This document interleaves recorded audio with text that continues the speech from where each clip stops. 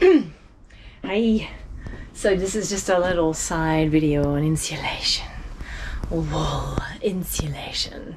So a few things, I'm using Havelock Wool as my main floor, wall and ceiling insulation, and today I've been poking it into all of the holes. So you can see here, you've got to get it into all of these bulkheads, and it takes a bit to do that. Okay, so behind here, I've actually taped it off at this point.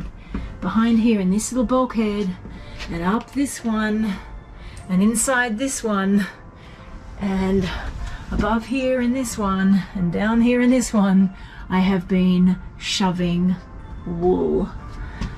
Okay, and I'm about to seal things in because I'm framing, so I need to do this now before I frame these in. Okay, now what I want to show you is my secret weapon. This is my secret weapon. Does it look familiar at all? In Run Reincarnation, it was a coat hanger, and it rocks for doing this. Let me show you what I've been doing. What would I do in these little tiny holes?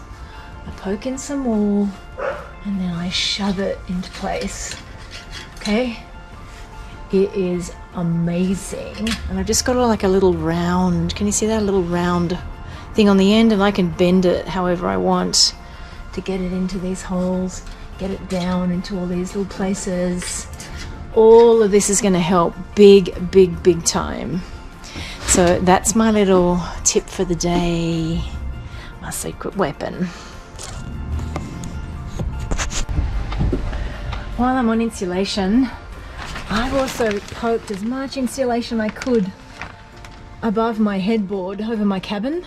I'm going to be building a shelf here and then sealing around it, as in creating a frame around it. So I wanted to get that in there too. So today was getting in to all the cracks, the bulkheads, these bulkheads, down these bulkheads, shoving it down here. Okay.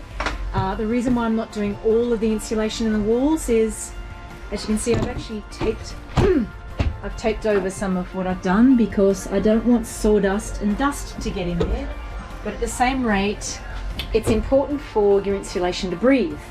So I'm leaving enough holes for breathing that I can, and I'm about to do some more framing now. Thanks for watching.